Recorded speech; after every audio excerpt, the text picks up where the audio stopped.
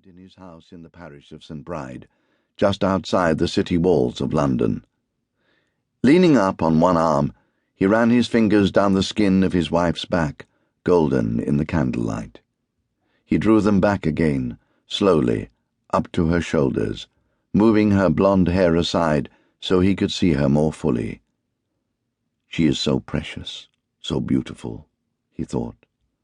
My Saxon princess, my Ethelfrida, my Etheldreda, my Audrey.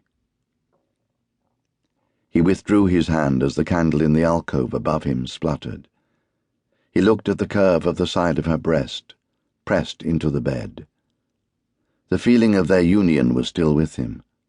The ecstasy had not just been one thrill, it had been many simultaneous pleasures, all of which had merged into one euphoria that had overwhelmed him, leaving him aglow. She turned her head and smiled up at him again, lovingly.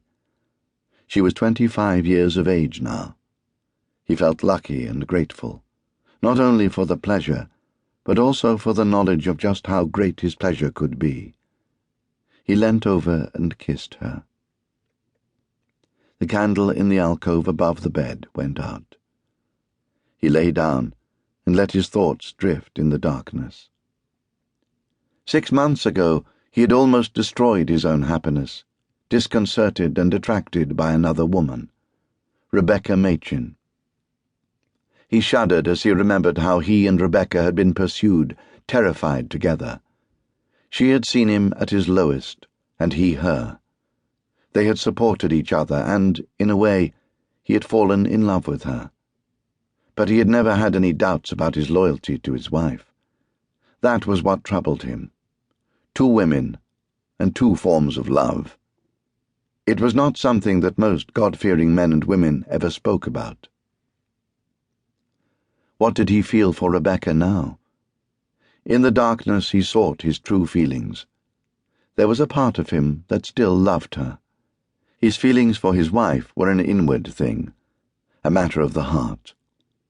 He loved Audrey because of what he knew about her, and what they had built together, what they shared. His affection for Rebecca Machin was the opposite, an outward thing. She showed him what he did not know, the doubts, the wonder, and the fear that he knew existed in the world. That outward-looking, questioning part of his nature worried him. The reason he had spent so much time with Rebecca was his possession of a secret document, and that document was still here, in this house. Audrey did not know. That, in itself, felt like a betrayal. The document was so dangerous that men had died because of it.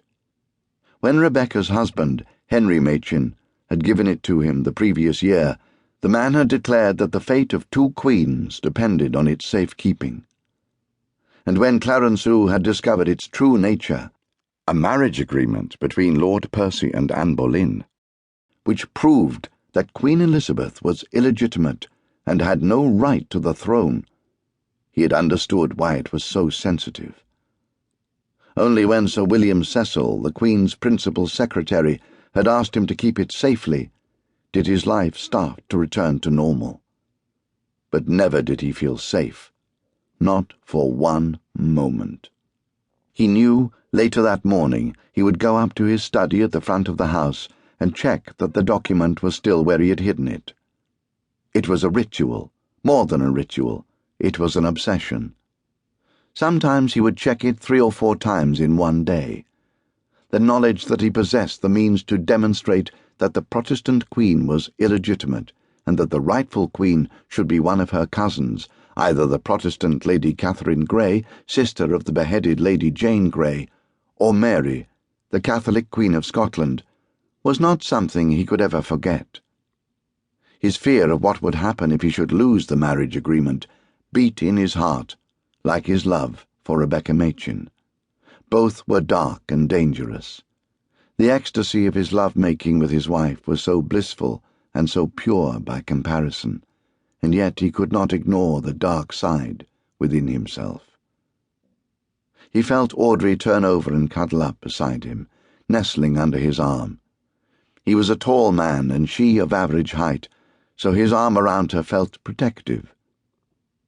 She ran her hand over his side, where he had been scarred in a sword fight 5 months earlier. "How is it now?" "Fine. I don't want you to exert yourself."